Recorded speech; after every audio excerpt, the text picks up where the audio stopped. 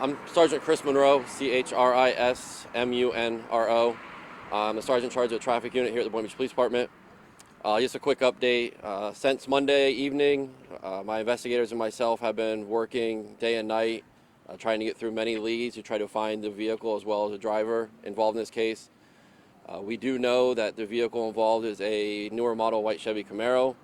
There should be front end damage, as well as the obvious one is the passenger side view mirror is missing from the vehicle. Again, like I said, we've been working many leads. Unfortunately, we have not been able to pinpoint the exact vehicle yet. In cases like these, the community's assistance is greatly appreciated. Obviously, we can't be everywhere at one place. We are doing our best to that. However, this case is not going to go cold. We will do everything we can to find the vehicle as well as the driver and bring that person to justice for Bishop Bernard Wright as well as the family. Here's my question. There's been some thought that I've heard that this was possibly the car was a rental. Is that the case? As I said, we are working multiple leads. We're not sure as of this point if it's a rental or not. We haven't ruled that out. However, we're not saying for sure it was a rental as well either.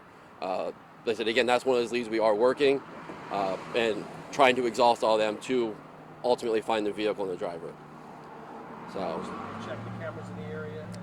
we're doing multiple, without getting into all the details, but we are working, like I said, multiple leads.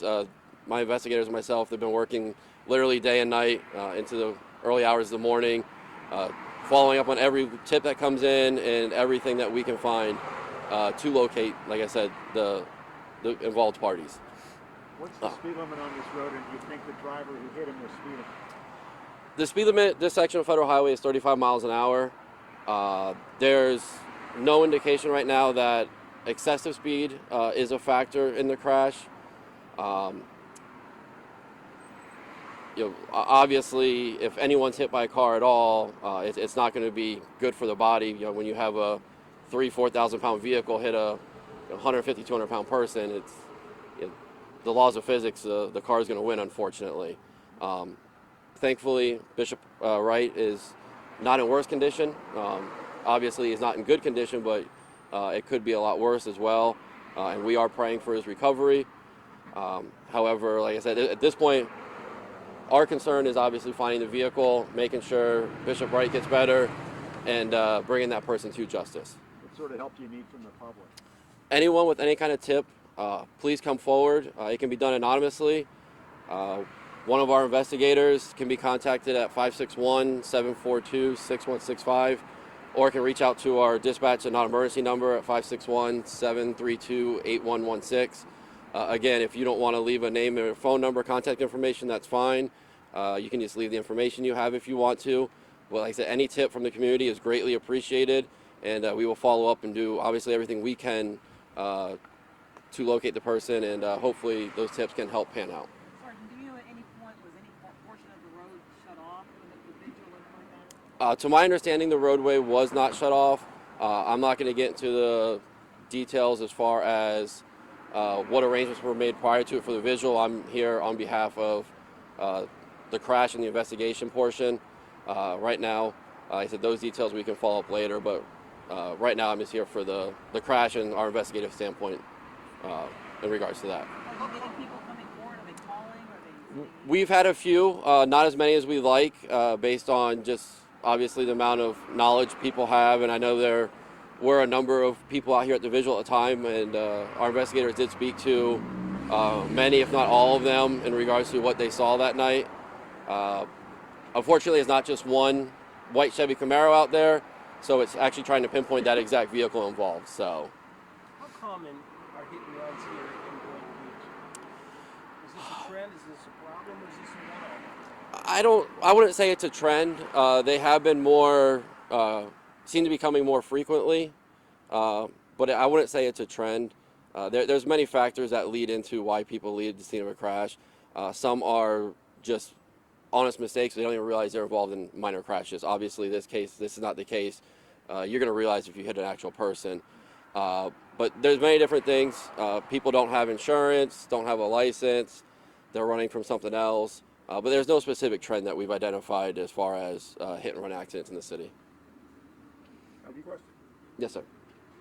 That light there, it has a camera on it. And you mentioned about the type of car was a white. Does that by any chance be of any help? Because that car would have been speeding and the type of car. Because like I said, that light appeared to have a camera on it. So if I'm not mistaken, what you're referring to as a camera on that light at MLK and Federal Highway actually belongs to the County Traffic Division, and it's not actually a camera. It senses vehicles, and what they've done in some intersections, they used to cut the roadway to add sensors to the ground. That is to sense vehicles to allow or to tell a system when to change the lights for certain directions. So yeah, unfortunately, I said there are many leads that we are following up on that we've got, which is how we've identified the white Chevy Camaro involved. Unfortunately, it was raining on Monday evening when it happened. So some of our leads we haven't been able to identify, like I said, the actual license plate of the vehicle to track that exact vehicle down.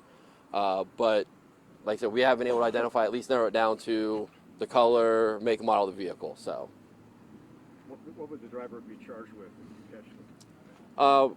Right now, like I said, there's no indication that this is an intentional act by any means. Nothing in our investigation has led us to believe that.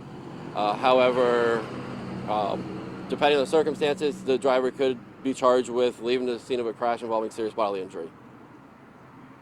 We're going to body shops asking people who work at these places to watch for a white Camaro coming in?